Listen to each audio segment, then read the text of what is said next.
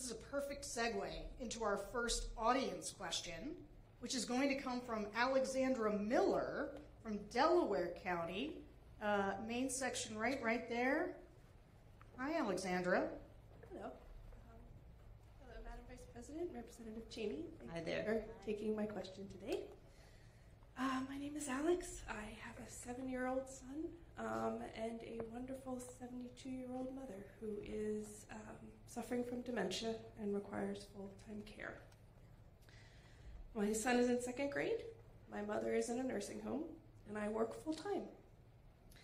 The costs of childcare and of elder care are staggering, but simultaneously, professionals that help care for both our children and our elders are generally underpaid, which makes it difficult for them to support their own families and do the jobs that they need to do. How do you propose to help bridge this gap, making both child and elder care more affordable for hardworking families, and also retaining and attracting quality talent for these essential jobs? So first of all, you're dealing with a lot. You're dealing with a lot. And I just wish you strength and support.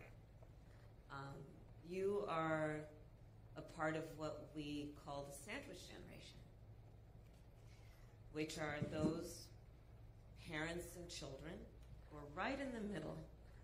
They are taking care of their young children and taking care of their parents as they age. And it's a lot. And so I actually plan to address this in a substantial way because I actually bring a personal experience to it as well. I took care of my mother when she was sick. And that work is the work of trying to cook something that they feel like eating, right? Trying to figure out which clothes will not irritate their skin, help them put on a sweater. It's about trying to figure out how you can say something that brings a smile to their face or makes them laugh. It's about dignity. Meanwhile, you have a 2nd grader. You try and teach that kid how to read. Spending time with them, reminding them they are special and can be anything. And in the middle of all of that, if you are working, or just to have a minute to breathe, it's a lot. It's a lot. So the way that this plays out for many people is it's one of just a couple of ways. One, if you have the good fortune of having enough extra money, you can hire somebody to come in and then, exactly as you said, you, knowing what you just shared with us about yourself, would pay them the value of their work. Or someone in this position would have to basically spend down all their savings so they could qualify for Medicaid, which means they pretty much have to give it everything.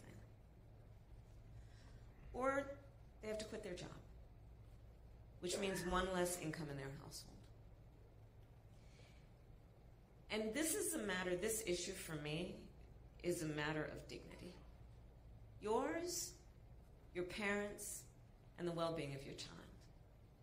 And you being able to do what you naturally want to do, and the thing that we should value in our society, which is someone like you who is taking on the duty and the responsibility of all of that.